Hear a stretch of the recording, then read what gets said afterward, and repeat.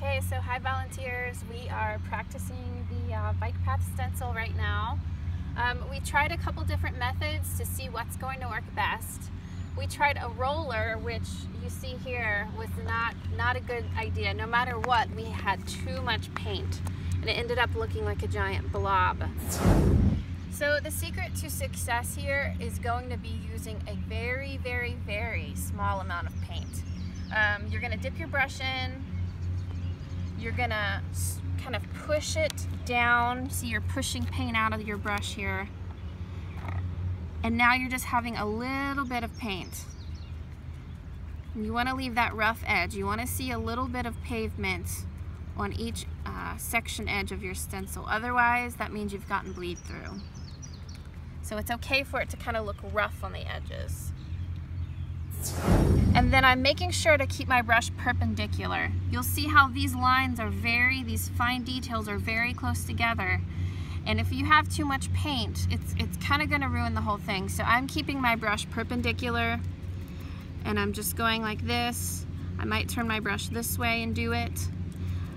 But I'm making sure not to get too far into the crevices. You'll see that there's still a little bit of pavement that you see on each side, and that's a good thing, because if not, you'll see in these real fine details, if you don't see that black on the outside, that probably means there's going to be bleed through and you're not going to get an accurate design. So we originally sent out in an email information that a lot of this would be, quick painting, with a roller brush, and you're really sitting around for a long time and not doing much. Well, you see what the roller brush has done. Right now, this has taken me over half an hour, and I've had a little bit of help over here, and I'm still not done. Because I'm using such a very small amount of paint, there's going to be very little drying time, we're thinking. So I think you'll still be in your spots the same amount of time. You'll just be taking more time painting rather than watching the paint to dry. So the mile markers, we've got these great cardboard mile markers that will be taped together for you so you don't have guesswork. These are going to go, and we'll show you on a paper where they go, but along the edge of this painted mile marker, one on each side facing each direction on the edges of the path.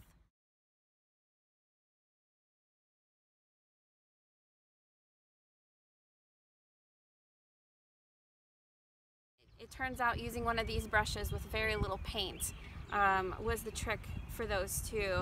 Again, the details with using very little paint really matter, because this one, we use too much here. So we just finished painting this stencil. We're going to lift it up and see how we did using a much smaller amount of paint.